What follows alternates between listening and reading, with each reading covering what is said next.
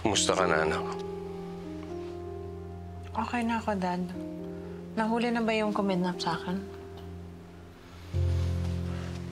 Hindi pa eh. Hindi pa rin siya nakikilala. At hindi pa rin alam kung anong motibo niya. Iniisip ko lang, Dad, yung taong kumidnap sa akin, bakit bakit niya gagawin yun? Hindi ko maintindihan, Dad. Bakit niya ako kinidnap? Bakit? Are you trying to insinuate something? Sinabi ko na naman sa'yo, hindi ba?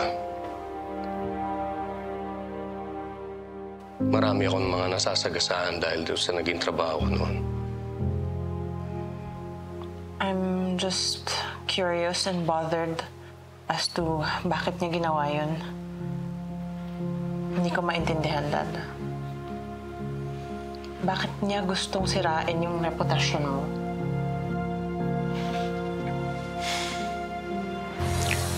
Why? What did that criminal tell you? Na mamamatay tao ka daw.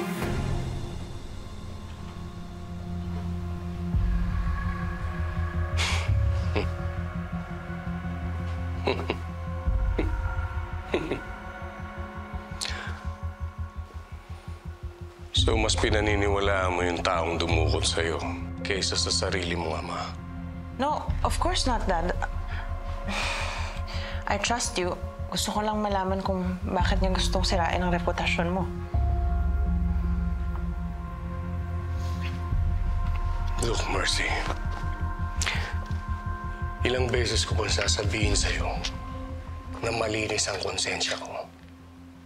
Nilaso niya ang isipan mo dahil gusto niya makaganti sa akin.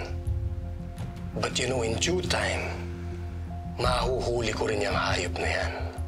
At ipapalamon ko sa kanya lahat ng mga kasinungalingan niya laban sa akin.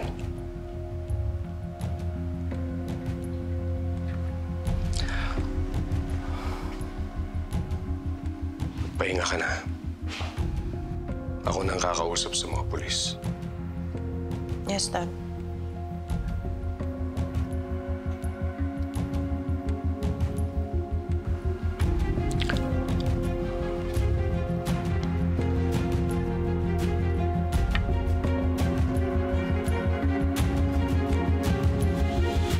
Carlo J. Caparas, lumuhod ka sa lupa. Weekdays sa Hapon Champion.